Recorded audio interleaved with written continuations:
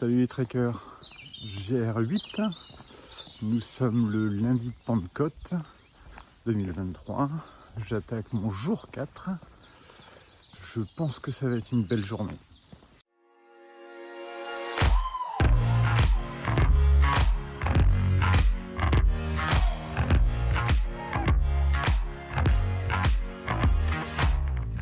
Alors pourquoi une belle journée? Déjà parce que c'est une belle journée, le soleil va bientôt se lever. Toute la nuit il y a eu de l'orage, J'adore dormir sous ma tente quand il y a de l'orage, je sais pas pourquoi, je me sens tellement bien. En plus j'ai tellement confiance en Mike Smith que voilà. Bon, en plus j'étais en camping donc vous voyez les arbres qui tombent ou le vent tellement fort qui va emporter la tente, j'étais loin de ces considérations-là.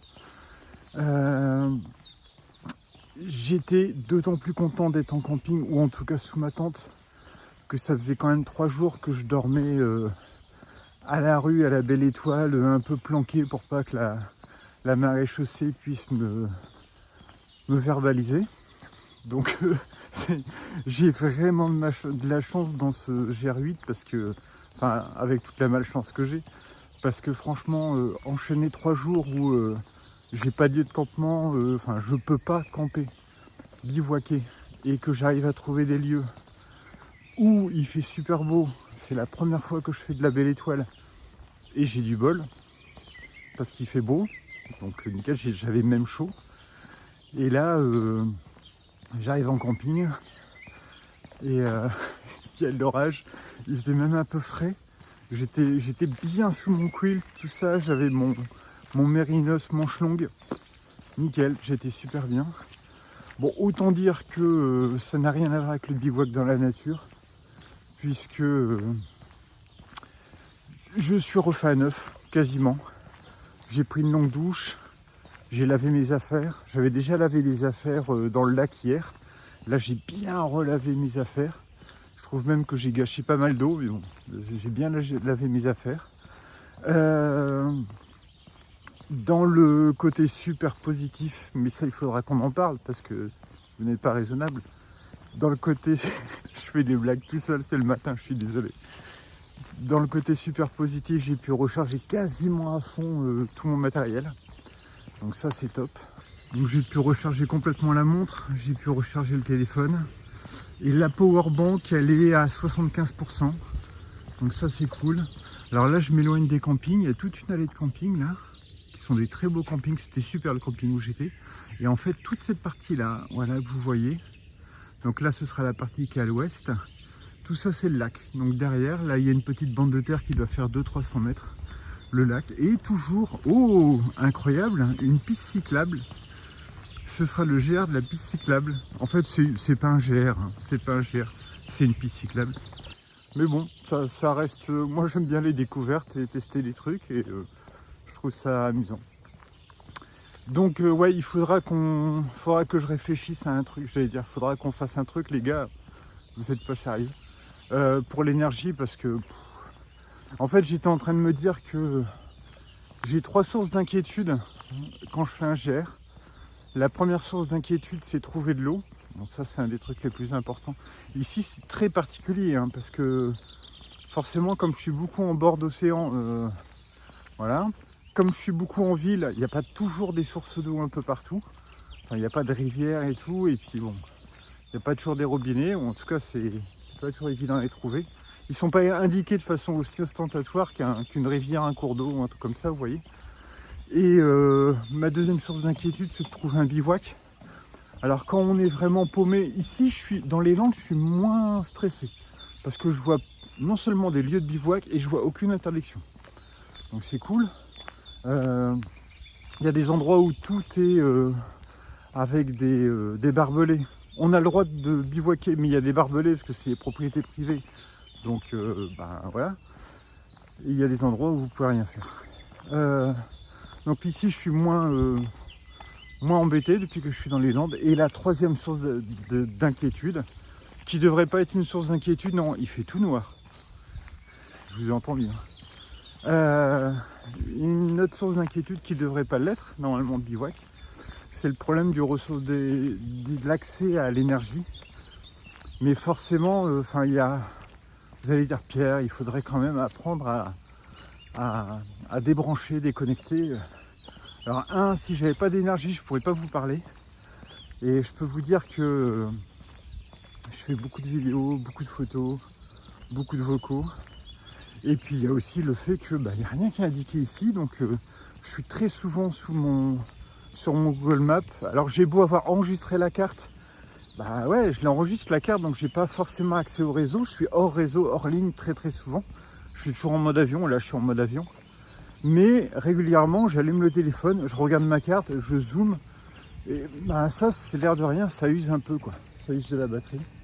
Il y a des champs de... Bon, je sais que je marche beaucoup, mais on dirait qu'il y a un champ de pétrole là-bas. Je sais pas ce qu'ils peuvent pomper. Il y a des hydrocarbures en plus, c'est rigolo. Donc vous le voyez, le lac là-bas, il est tout au bout. Donc normalement aujourd'hui, je devrais faire tout le tour du lac. Je fais le tour du lac, là-bas, jusque là-bas. Et je suis super précis avec mes bâtons. Donc je fais le tour du lac, ensuite je traverse une bande de terre, une grosse bande de terre. J'arrive sur un deuxième lac, je fais un peu le tour, et ensuite je retraverse et il y a Mimizan. Donc voilà, oui, je voulais vous dire qu'il faudrait vraiment faire un truc pour ce problème d'énergie, parce que, alors panneaux solaires, j'ai déjà testé, mais ils sont fragiles. En plus ça coûte un pont, les bons, puis il faut qu'il fasse jour. Je sais pas si ça recharge autant que ça. Est-ce que avoir une deuxième powerbank, ce serait peut-être le mieux, hein. C'est du poids à porter, mais au moins on est sûr d'avoir l'énergie avec nous. Et encore, je me réfrène hein, sur plein de trucs, hein, mais... Voilà, et dernière chose, parce que je ne voudrais pas la faire trop longue. Le matin, j'ai toujours plein de trucs à vous dire. Vous voyez que je prends la parole, il fait bien jour.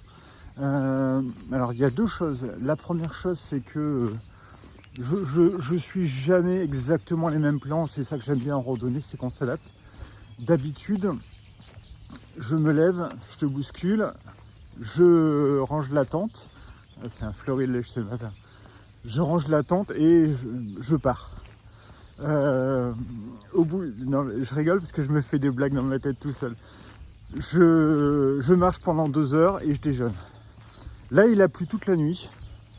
Donc je me suis dit, oh là, Pierre, quand tu vas arriver à Gast ou un truc comme ça, c'était normalement mon étape au bout de 2 heures. J'ai pas réussi à voir la distance, j'avais pas de réseau au camping.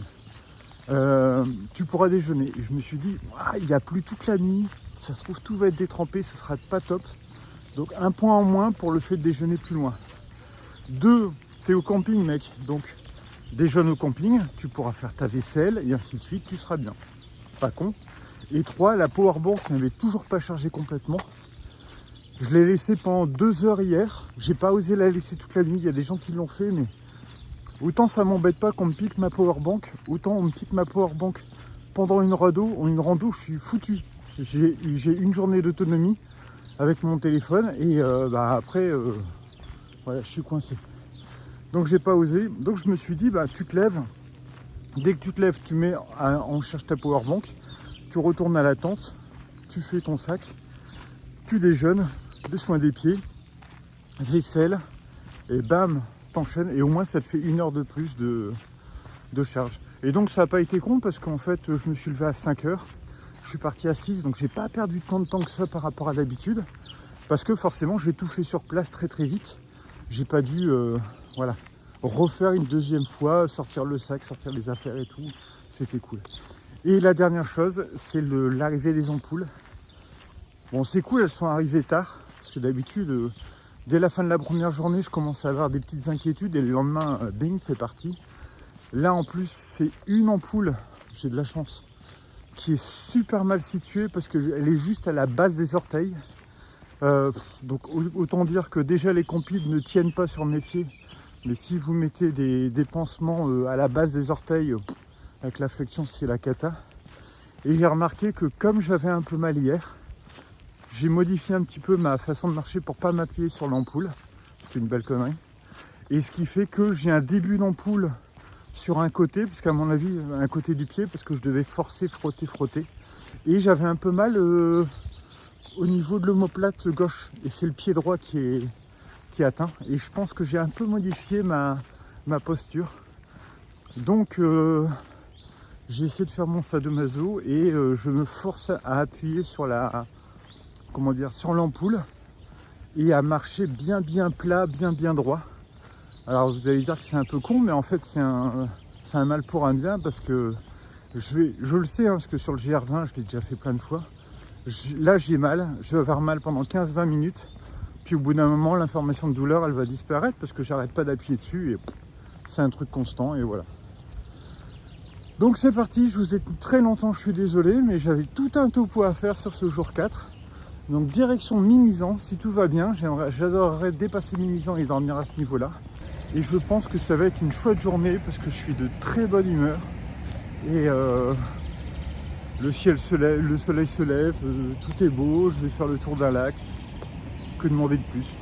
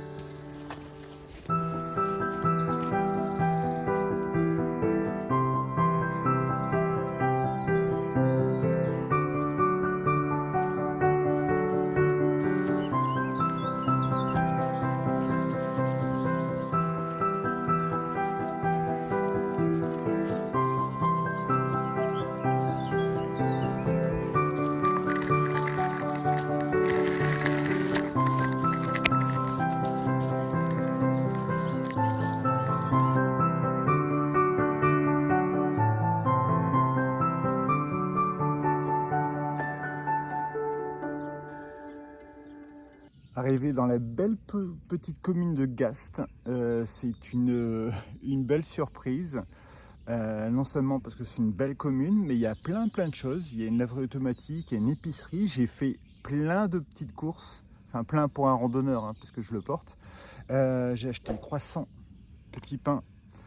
Et je sais, j'ai déjeuné, mais je suis comme un hobbit. Moi, je fais deux collations. La collation de 7 heures, la collation de 10 heures, parfois la collation de 11 heures, mais ça, il ne faut pas le dire.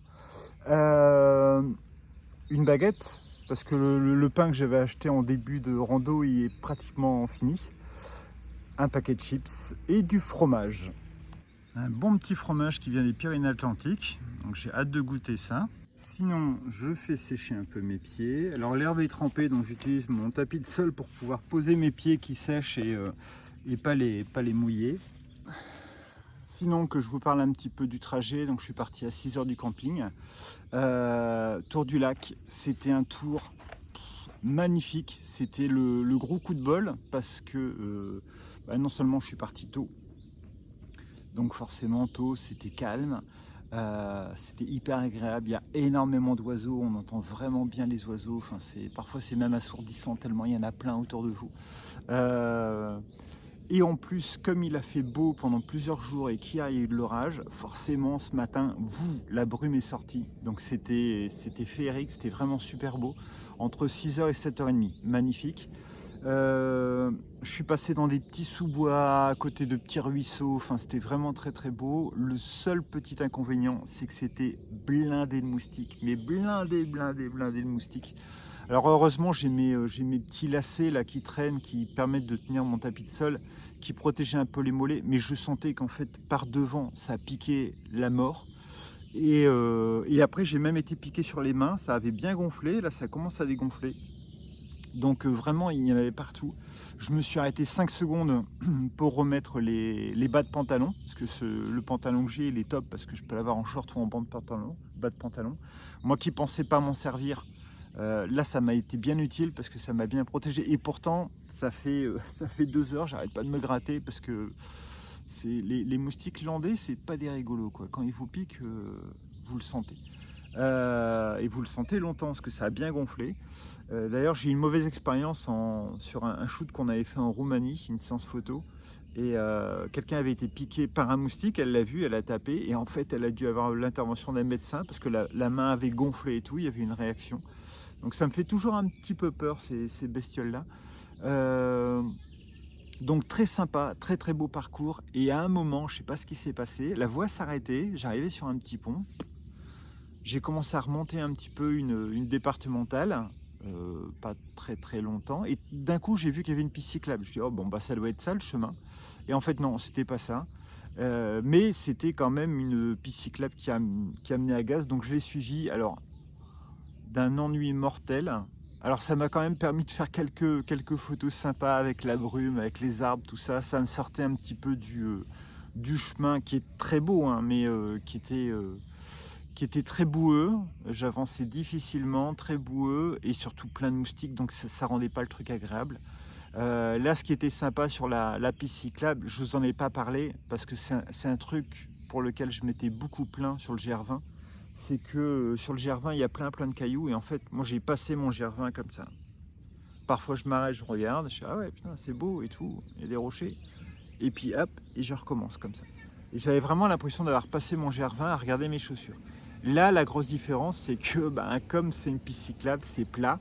Donc ça permet d'avancer déjà assez bien, même si je pense que c'est un GR pour le vélo et pas pour la marche à pied. Mais par contre, ce qui est génial, c'est que comme on sait que le sol est plat, on passe son temps à regarder. On passe quand même à côté de pas mal de villages, donc je regarde les maisons, comment ils décorent et les petits jardins, tout ça c'est mignon. Je passe dans la forêt, j'ai vu encore des lièvres ce matin, j'ai vu encore une couleuvre ce matin, enfin c'était vraiment très très beau. Je passe mon temps comme ça, je regarde. J'arrive à avoir beaucoup d'animaux quand j'ai pas les bâtons, parce que forcément les bâtons font un peu de bruit. Donc quand j'utilise les bâtons de marche, forcément les animaux entendent tout ça. Comme il y a pas mal de plats et que le sol est vraiment très, très plat aussi, il n'y a pas dénivelé, le sol est plat, je pourrais très bien ne pas les utiliser, les bâtons de marche, mais je me suis rendu compte que, en plus des 165 avantages, j'ai encore trouvé 2-3 avantages au bâton de marche. Faudrait que je refasse la vidéo avec les 10 avantages ou 8 avantages que j'avais trouvé, ce que je pourrais rajouter. L'avantage aussi, c'est que quand j'ai les bâtons de marche, au lieu d'être comme ça, et forcément au bout d'un moment j'ai mal au dos là, à force d'être coincé, quand j'ai les bâtons de marche ça m'oblige à être droit, donc plein de fois je pourrais ne pas l'utiliser. C'est vraiment un GR où vous n'avez pas du tout besoin de bâton de marche, sauf pour écarter les ronces, pour virer les toiles d'araignée le matin, pour vous aider à vous redresser, pour supporter un peu le poids du sac et puis voilà, toutes les trucs, donc voilà. Petit break et là je m'en vais ensuite vers je vais me taper Sainte-Eulalie, en tout bien tout honneur, Sainte-Eulalie, et ensuite j'arriverai normalement au lac de, j'ai pas retenu le nom comme c'est étonnant, j'ai peur de ne pas arriver à Mimizan. Je pensais vraiment que cette étape serait plus rapide. Après j'ai passé beaucoup de temps à faire des vidéos, des photos, c'était super beau ce matin. Entre 6h et 7h30, magnifique. 7h30, là, le soleil s'est levé, la brume a disparu. Donc c'est juste beau. C'est pas super beau. Mais voilà, je vous ai fait quelques petits plans, j'espère que vous aurez apprécié. Et moi, je prends ma deuxième collation du matin. Et voilà. Après, où est Charlie? Je l'ai trouvé! Le petit symbole! J'ai dû en voir 4 ou 5 sur le chemin seulement. Maintenant, ça commence à être un petit peu mon petit truc. Je cherche le symbole. Où est-il? Il faut que j'en trouve au moins un par jour. Bon, sinon, toujours aussi sympa. On se balade le long de la voie cyclable. Ça va être la voie cyclable aussi jusque Sainte-Eulalie, jusqu'au lac et jusque Mimizan en plage. Mais bon, après, je ne râle pas, car je suis dans la nature. Il y a des beaux petits chemins de chaque côté. On entend bien les oiseaux. Non, c'est vraiment très sympa. Bon, il y a juste un peu ce goudron qui est un peu triste, mais bon, voilà, hein, on ne peut pas toujours tout avoir. Et encore une fois, entre le goudron et puis le sable dans lequel on s'enlise, je préfère largement le goudron. D'ailleurs, pour les gens qui veulent vraiment marcher dans la nature, regardez, hein, on peut juste faire ça. Hop. Et voilà. Là, je marche sur la terre. Bon, le goudron, il est toujours là. Mais là, je marche sur la terre. Donc, je suis encore plus heureux.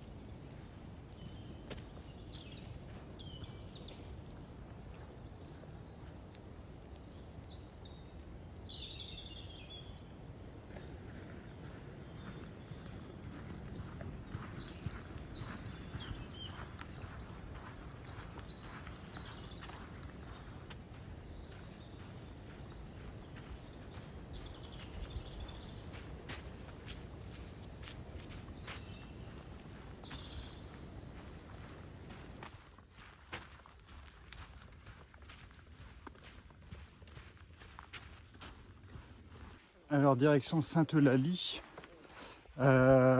Après Sainte-Eulalie plage, qui était très sympa. Des choses assez étonnantes, j'adore. Alors déjà, on traverse un village vacances.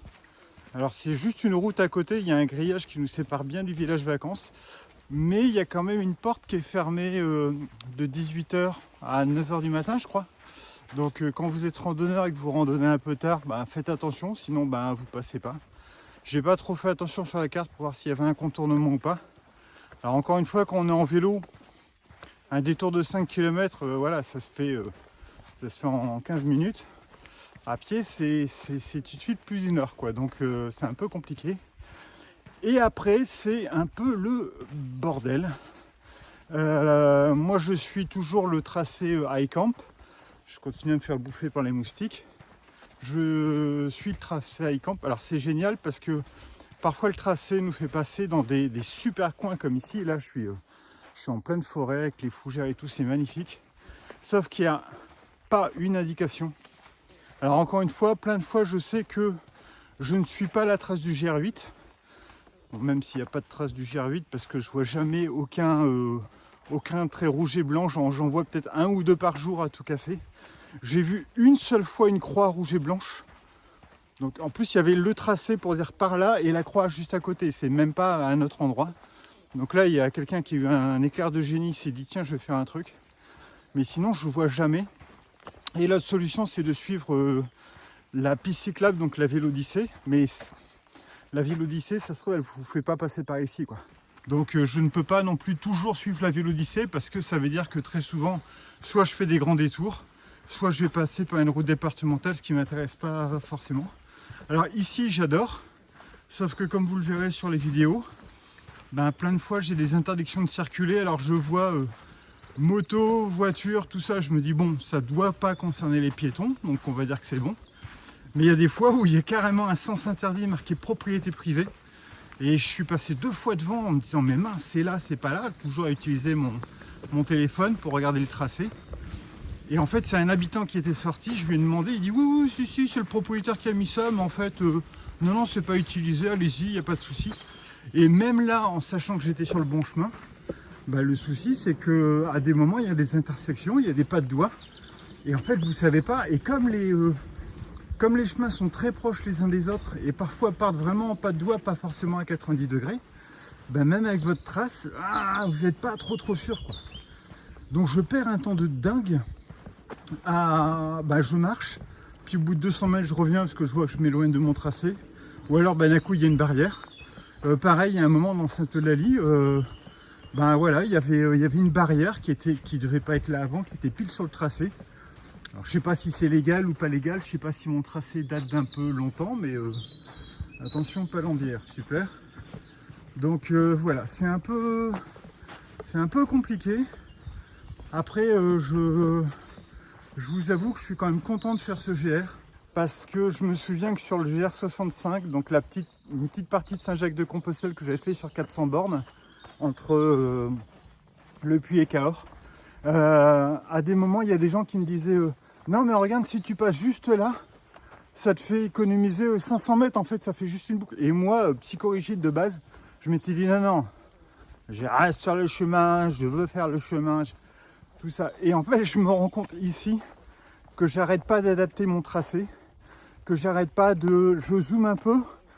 Oh putain, je vois que le vélo, j'ai pas dit putain, je vois que le vélo Odyssée fait toute une boucle, alors que moi je pourrais passer à travers pas le long d'une pâture, pas dans la pâture, mais le long d'une pâture ou à côté d'un terrain de foot, tout ça, ou à côté d'un bois, ou comme à Biscarrosse le long du canal, j'adapte.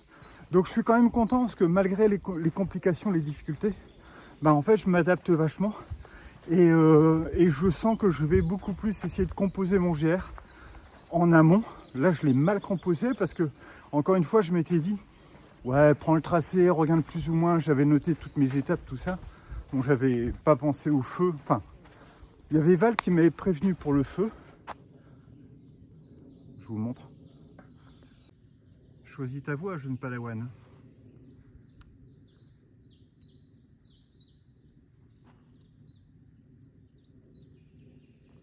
Bon, je vais ressortir le téléphone. Donc il y a Val. Putain, je me fais bouffer. Il y a Val qui m'avait prévenu, qui m'avait dit ouais, il y a eu des incendies et tout, mais je ne connaissais pas l'ampleur. Pour ceux qui ne suivent pas, Val, c'est quelqu'un qui m'avait aidé à trouver le bus pour Carcan et qui est intervenu plusieurs fois. Qui m'a dit ouais, il y a eu des feux, il y a des trucs qui seront bloqués et tout. Moi j'avais essayé de me renseigner en contactant des mairies, j'ai pas eu de réponse. J'avais entendu dire que les pistes cyclables étaient rouvertes, je me suis dit c'est bon, et je pensais pas que le blocage serait sur une telle ampleur. Donc j'avais préparé des choses, mais pas autant, parce que je pensais, comme tous les GR que j'ai fait, qu'il y aurait quand même un balisage et que je pourrais m'adapter, que si à des moments je voulais faire un détour, une fois que je retombe sur les marques rouges et blanches, je suis là. Alors soit je ne suis jamais sur le GR, mais jamais, soit quand je vois une marque rouge et blanche, au bout de 200 mètres ou 500 mètres, je ne vois pas la marque qui me dit d'aller ailleurs et je ne vois pas la marque qui me dit de ne pas continuer. Donc il faut vraiment que systématiquement quand je le croise, je me trompe. Et pourtant, à la limite, je vois plus souvent des marques Saint-Jacques-de-Compostelle que la marque rouge et blanche. Donc souvent je me dis mais je dois être sur le tracé, c'est pas possible. Et voilà, donc je sais pas quoi faire. Je vais mettre ma tente là, je mange du fromage. Je continue, mais voilà, c'était juste pour vous dire qu'à des moments c'était un peu compliqué parce qu'il y avait des voies qui n'existent plus, qui étaient bloquées ou qui étaient avec des sens interdits. Je suis vraiment dans le vague. On va se retrouver à Sainte-Eulalie, Eulalia, j'ai oublié. Et je pense que je vais m'arrêter pour faire une petite, pour grignoter un petit truc, et ce sera déjà une bonne avancée.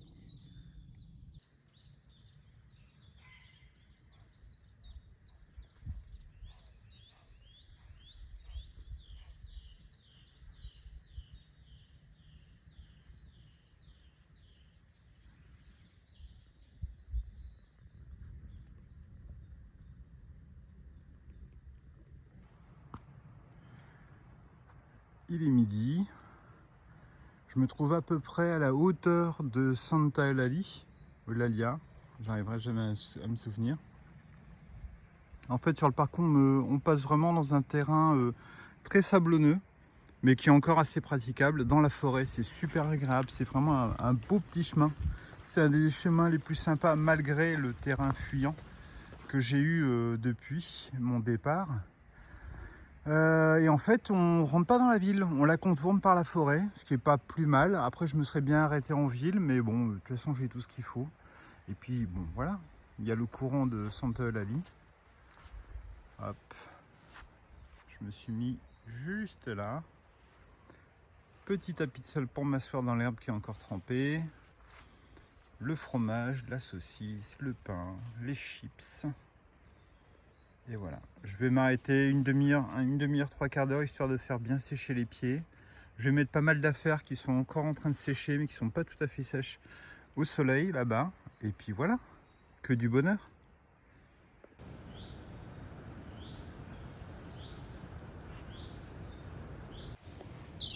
Voilà, tout est en train de sécher.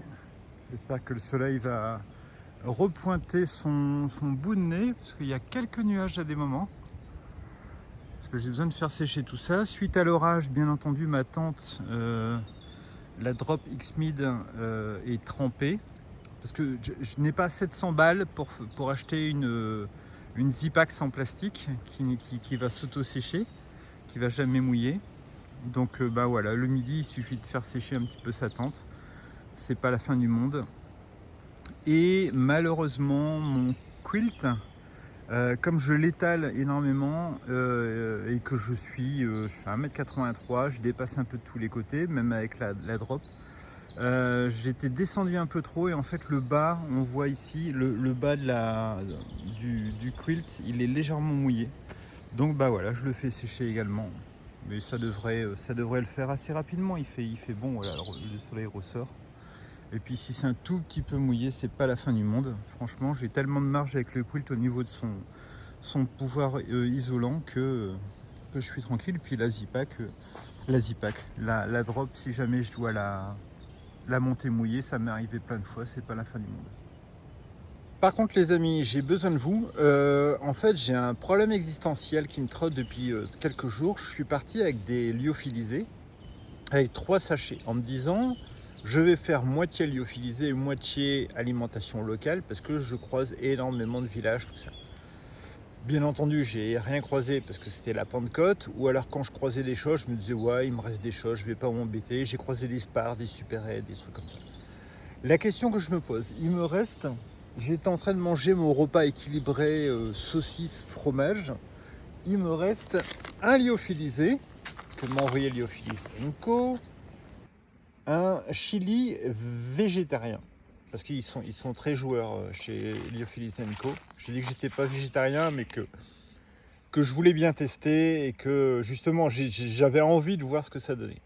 Donc ce chili, c'est le dernier truc qui me reste. Le souci, c'est que qu'est-ce que vous feriez à ma place? C'est-à-dire que est-ce qu'il vaut mieux garder au maximum ces lyophilisés parce que en cas de souci, bah, on sait qu'on les a et on peut les manger, et essayer de grignoter à droite à gauche ou se faire une pizza un soir ou un truc local ou n'importe quoi? Ou est-ce que vous seriez plutôt à l'idée de dire non, les lyophilisés on les porte, donc moi je préfère manger au plus vite les lyophilisés, comme ça je suis tranquille. Mais vous risquez sur les 2 derniers jours de plus rien avoir dans votre sac. Par exemple, hier, quand je suis arrivé au camping, ils ne faisaient pas à manger. Ils n'ont pas, comme dans certains campings, une petite épicerie avec des fruits, des boîtes de raviolis, des trucs comme ça qu'on peut se faire. Ils n'avaient rien. Donc heureusement, j'avais le bœuf stroganoff. Je dis toujours stroganoff, je ne sais pas pourquoi. Bœuf stroganoff. Parce que sinon, mais ce chili végétarien, je le porte. Alors bon, c'est 100 grammes, c'est pas la fin du monde, enfin un peu plus. Mais voilà, la question c'est, est-ce que je dois le manger tout de suite ou pas?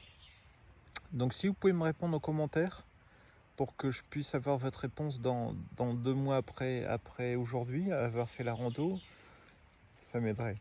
Mais qu'est-ce que vous feriez vous? Ou est-ce que ça veut dire que la prochaine fois je pars que avec des lios pour être tranquille, mais je porterai plus? un peu comme sur le GR20 où j'avais 4 kilos de bouffe?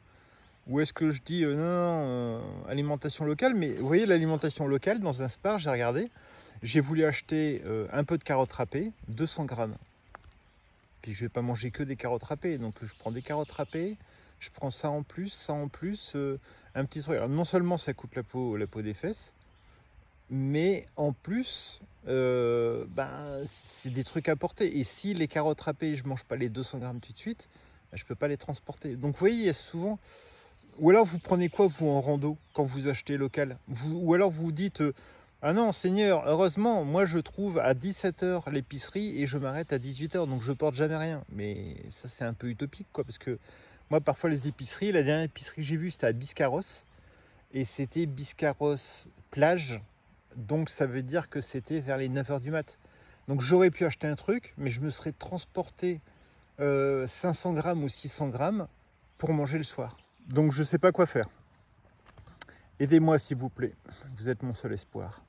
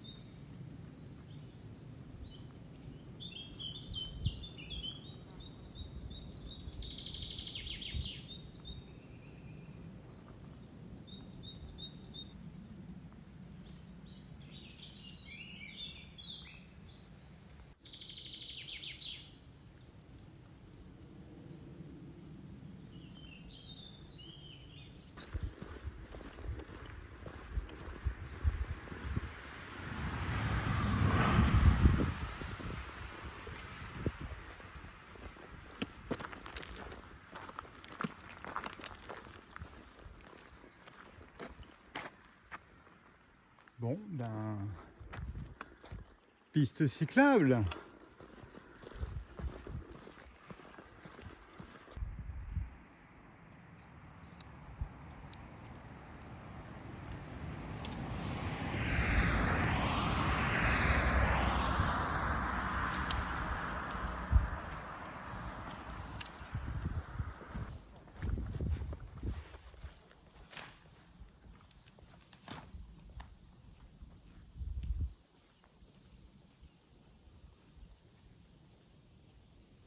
Et voilà, nous voici revenus sur une départementale.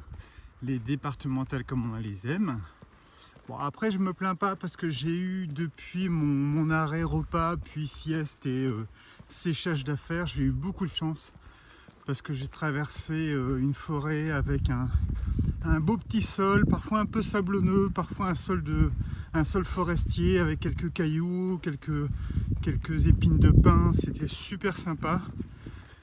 Pas mal de fougères ou d'arbres sur la gauche, une rivière à droite, la rivière que j'ai longée tout du long, donc super sympa. Bon, le seul petit bémol, c'est toujours les bestioles qui m'adorent, donc les moustiques, les mouches, tout ça. C'est un petit peu embêtant de passer sa vie à se donner des baffes sur les mollets, mais bon, il y en a qui aiment, mais moi c'est moins mon truc quoi. Sinon, vous voyez hein, la route, la piste cyclable toute droite, pas un seul coin d'ombre. J'ai décidé de sortir le parapluie. Comme je m'attendais, les gens qui me croisent me regardent avec plus de sourire que d'habitude. D'habitude, quand ils me croisent, c'est plus de l'étonnement en se disant tiens, un gars à pied. Et là, ouais, là c'est un petit sourire quoi. Et en tout cas, moi j'aime bien. J'aime bien parce que je suis à l'ombre et ça n'empêche pas l'air frais de frôler ma chevelure blond cendré. On ne rigole pas. Et donc c'est très agréable, c'est super agréable. Je pense que je vais rester comme ça un petit moment parce que je crois que la ligne droite elle va être très longue. Et j'ai hâte d'arriver au lac. En parlant d'étonnement, je voulais vous raconter une petite anecdote qui m'est arrivée hier en arrivant au camping. Je regarde si je me fais pas encore piquer. En fait, en arrivant, j'ai dit voilà, c'est pour une tente. Le gars m'a dit oui, une tente avec vélo. Je fais non, sans vélo. Ah d'accord, mais vous n'avez pas appelé pour dire que vous étiez le randonneur? Je dis si si. Et vous n'avez pas de vélo? Je fais non, non, je marche. Ah d'accord. Et le mec était mais super étonné. Et bon, ça va être l'enfant de la famille. Il était assez jeune, j'avais eu sa mère au téléphone.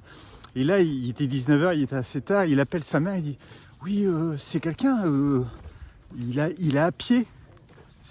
Et je fais quoi comme tarif? C'est tarif vélo ou tarif personne seule normale? Et en fait, c'était tarif vélo. Donc pour vous dire que ici, ils ont tellement l'habitude que les gens viennent forcément en vélo, ça leur a semblé hyper étonnant que je sois à pied. Ils ne savaient même pas quel tarif me faire parce que c'est bizarre quoi. Et la dame, quand je l'ai eu au téléphone, elle m'a dit oui d'accord, vous arrivez dans combien de temps? Je dis ben 1 heure. Elle dit vous êtes en vélo? Je dis ben non, je suis à pied. Ah d'accord. Ça. Donc ouais, on est sur la Vélodyssée et le GR8 en fait il n'existe pas trop, c'est fait pour les vélos, tout est fait pour les vélos.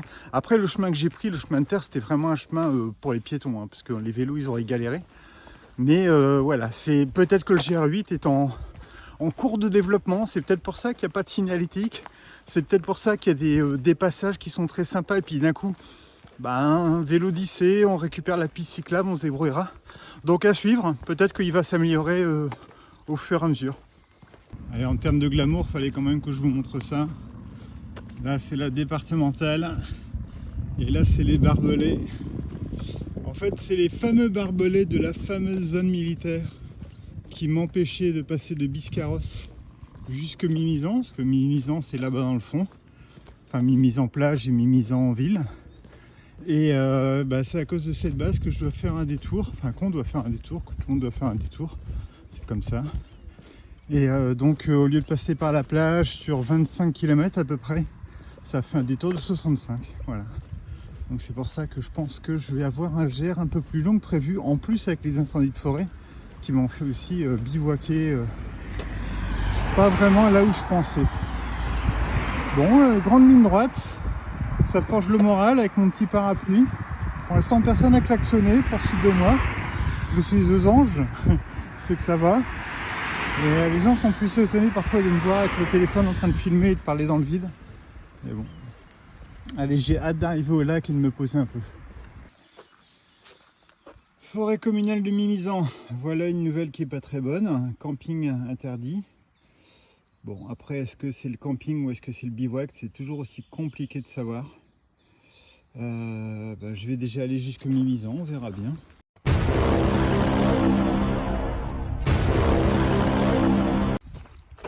C'est vraiment pas cool, hein. C'est vraiment pas cool ces interdictions constantes partout de bivouaquer. Je sens que je vais devoir me retaper un camping. C'est incroyable d'être dans une zone avec autant de nature, enfin sauf une départementale.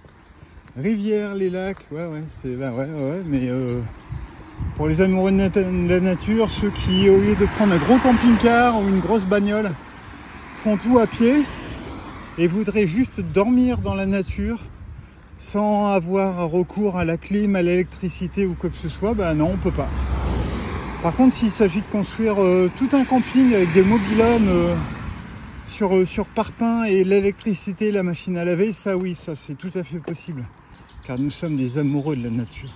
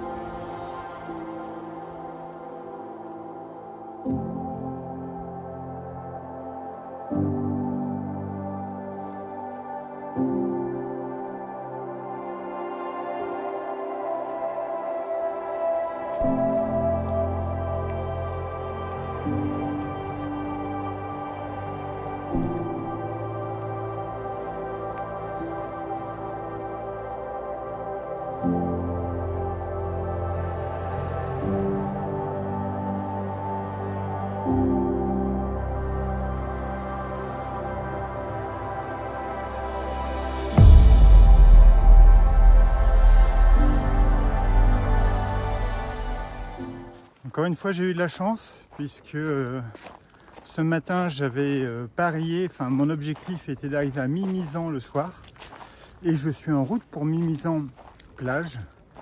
Donc juste après la petite pause que je me suis fait au niveau de l'étang d'Aurélien, ou le lac d'Aurélien, ou le lac de Mimizan, j'ai vu plein d'appellations différentes. Je me suis remis en route, je suis passé par, j'ai déjà oublié le nom, c'est une catastrophe, le jardin fleuri, la promenade fleurie à Mimizanville, très beau, très très beau, avec des petits marais, des bras, des nénuphars, des barques, c'était vraiment magnifique, c'était vraiment chouette, pas mal de monde. J'ai vu qu'il y avait des tables, qu'il y avait de l'eau et des toilettes, c'est cool. Donc Mimizan accueille bien les visiteurs. Je pense que c'est plus pour les visiteurs du parc que pour les randonneurs, mais je suis quand même content. Et puis bah là, je me mets en route pour Mimizan plage, que je devrais atteindre dans 1 heure, 1 heure et demie. Là, il est 17h. J'ai croisé un petit faon, un petit Bambi. Alors, je sais pas comment il allait, parce qu'il traversait à moitié la route, il avait l'air un peu dans le gaz. Mais je suis pas un spécialiste des fans, donc je saurais pas dire s'il était bien ou pas bien. Mais à un moment, je me suis dit, je vais m'arrêter, je vais le prendre pour l'emmener chez un Vito, mais je suis à pied, lundi de Pentecôte. Puis je me suis dit, ça se trouve, il est juste là, la mère, elle voulait pas se rapprocher de la route. Et ça se trouve, elle est en haut de la colline, là, et elle dit, hey, Gérard, reviens, t'es con. Enfin, un truc comme ça, en chevreuil, en Bambi, en biche, en je sais pas, un truc qui se mange, quoi. Donc voilà, j'ai eu un peu mal au cœur sur le coup, gâché de la nourriture. Mais bon, j'espère que la mer était pas loin et que lui était juste dans le gaz. Voilà, voilà. Chemin assez sympa, bien pentu. Je viens, bah maintenant j'ai passé la côte là. Ça a bien monté pendant un moment là. J'ai ressorti l'appareil une fois que c'était plus cool. Mais sympa, vous voyez, ça c'est vraiment le genre de truc que j'aime. C'est un sol de sous-bois. Alors il est partout ici, hein. Il y a du sable quand même. Mais le sol est bien dur. Des pommes de pin, des petites épines de pin. Enfin, c'est vraiment chouette. Pas mal de conifères. Le soleil qui passe à travers les arbres, mais on a quand même pas mal d'ombre. Donc c'est vraiment cool, c'est super agréable. J'espère que ça va rester longtemps comme ça. Faut juste que Mimizan plage. Ensuite, arrivé à Mimizan plage, j'ai plusieurs idées. Et j'espère que ça va se réaliser, parce que j'adore quand un plan se déroule sans accroc. Et la première chose, je vais me faire une glace. J'aimerais bien me faire un vrai petit repas, parce que je commence à en avoir marre. Je crois que ça fait 6 fois que je vous le dis, ou des fois je commence à en avoir marre de ce que je mange. Donc j'aimerais bien un vrai plat. Alors soit dans une supérette, soit vraiment dans un resto, un plat de pâtes ou n'importe quoi, enfin un truc simple. Mimizan. Après j'aimerais bien avancer un peu entre Mimizan et Conty, trouver un lieu de bivouac. Parce que, je vous explique.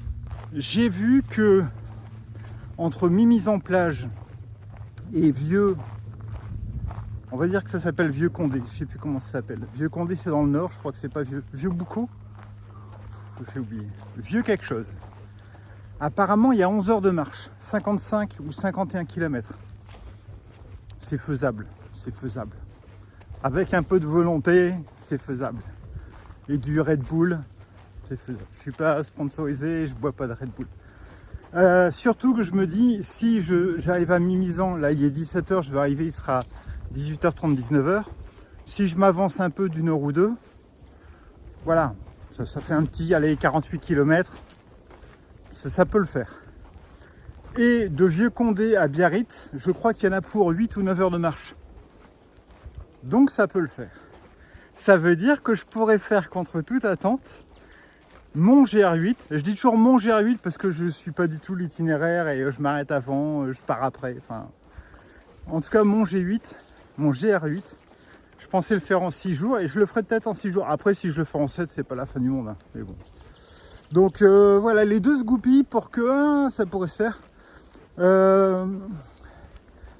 Le seul truc, c'est que j'ai vu des interdictions partout au niveau de la forêt de Mimizan pour bivouaquer. J'ai revu pas mal de attention au feu, prenez garde au feu, patati. Ils ont l'air un peu parano là-dessus. Enfin, parano, je pense pas. Je pense que c'est pleinement justifié, ils ont eu d'avoir des soucis. Donc j'ai peur que, encore une fois, je sois coincé et je serai contraint d'aller dans un camping. De toute façon, je vais changer le nom de la chaîne, ça va être plus Trekker, la randonnée et le bivouac, ça va être vélo campeur, parce que j'explore les pistes cyclables du monde et je dors en camping et je vous donne mon avis sur tous les campings. Voilà, je vais finir par faire ça. Ce serait marrant comme idée de chaîne, mais bon, ce serait... voilà. Donc, peut-être camping. Si jamais j'arrête de voir des panneaux à partir de mes mises en plage, je me prendrai un petit coin pas trop loin de la mer, un truc assez sympa. Mais alors déjà, sur le bord de mer, c'est interdit. Je crois que dans les dunes forestières, donc 200 mètres à partir du bord de mer, c'est interdit. Après, si les forêts domaniales sont interdites, ça commence à faire compliqué. S'il faut que j'aille à Berlin pour mettre ma tente, ça va faire un tantinet loin, quoi. Donc je verrai si c'est camping ou pas. Voilà, voilà. En tout cas, chouette petite balade à partir de Mimizan. On passe vraiment dans la forêt, c'est vraiment très bien. On se retrouve une fois que je suis à Mimizan plage, dans pas longtemps. Arrivé à Mimizan, là-bas c'est Mimizan bourg. Je pensais que je venais de Mimizan ville moi déjà, mais apparemment c'est pas pareil. Donc Mimizan bourg et Mimizan plage, et là-bas je vais continuer à longer cette nationale. Alors depuis tout à l'heure je suis que dans la forêt, hein. Donc ça fait 2h30 à peu près. Là il est 18h23. Je crois que je me suis mis en route à 16h. Donc forêt, sable, c'était top. Par contre en arrivant, la mauvaise nouvelle, quoi. Camping. Alors est-ce que le camping et le bivouac qui font une différence? J'en sais toujours rien. Bon. On va voir ce que je ferai. 20h40. Je suis toujours sur la route. Je viens de passer à Mimizan. Je suis allé que sur la plage sud. Ça m'a pas épaté. Pourtant je m'attendais à voir un super truc. J'ai préféré Mimizan ville que Mimizan plage. Voilà, j'ai pas trouvé ça incroyable, surtout par rapport aux autres plages que j'avais vues. J'arrive pas à trouver le lieu de bivouac. Là je suis dans la forêt et comme vous le voyez, c'est une forêt qui est hyper ouverte, donc je peux vraiment pas me mettre dans un coin. Et en plus il y a des épines de pin partout, donc c'est vraiment le genre de forêt où il faut pas bivouaquer parce que c'est super dangereux, quoi. Et en plus j'ai vu des panneaux d'interdiction. Alors encore une fois, j'ai vu interdiction et le symbole camping. Est-ce que le bivouac est compris dedans? J'en sais rien, je sais pas du tout. Mais dans le doute, je continue à marcher. Enfin je vais pas continuer longtemps parce que je suis à 45 km là, je commence à en avoir un peu marre. Puis vers 21h là, il y a le soleil qui est en train de se coucher là. Et là-bas dans le fond, par là c'est la mer. Je sais qu'il me reste encore 1 heure d'ensoleillement, donc il faudrait que je trouve d'ici 1 heure. Je continue à remonter vers Biarritz, forcément, hein, vers le sud. Je devrais arriver vers une petite station, une petite plage qui s'appelle Conti. J'ai bon espoir de trouver un petit truc dans ce coin-là, parce que, comble de malheur, alors sur Mimizan, j'avais vu des choses où j'aurais pu dormir à la Belle Étoile, mais ils annoncent 70% de cas d'orage cette nuit, encore une fois. Pour une météo qui devait être que en plein soleil. Entre le premier jour où je me suis fait arroser hier, qui a bien plu dans la nuit, voilà, c'est pas évident. Donc j'aurais pu trouver dans Mimizan plein d'endroits où j'aurais pu bivouaquer à la Belle Étoile, mais niet. Non, pas possible. Donc je peux pas bivouaquer ici parce qu'il risque de pleuvoir. Donc il faut à tout prix que je sorte ma tente, ou alors que je trouve un lieu clos. Donc j'ai peut-être bon espoir d'arriver à Conti avant qu'il fasse noir et de trouver un petit abri, au moins un petit porche où je pourrais me mettre.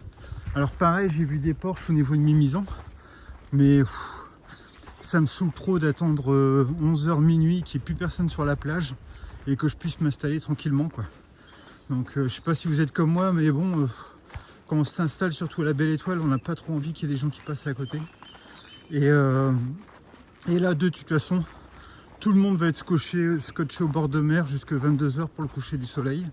Et ensuite, il y a les fêtards, les trucs, les machins. Donc c'est pour ça que j'espère que Conti, qui est une plage qui sera moins fréquentée que Mimizan, sera un peu plus calme.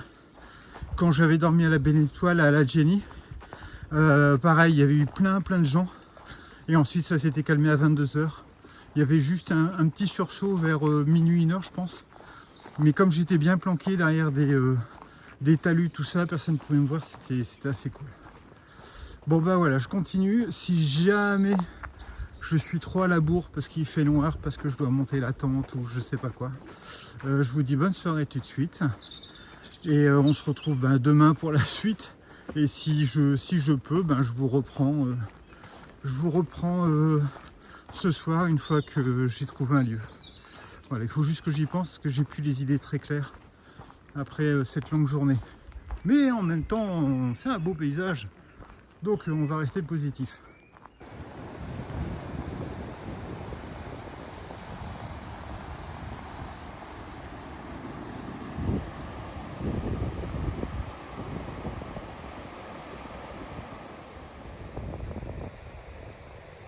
Malheureusement, ce soir, on sera privé de coucher de soleil à cause des nuages.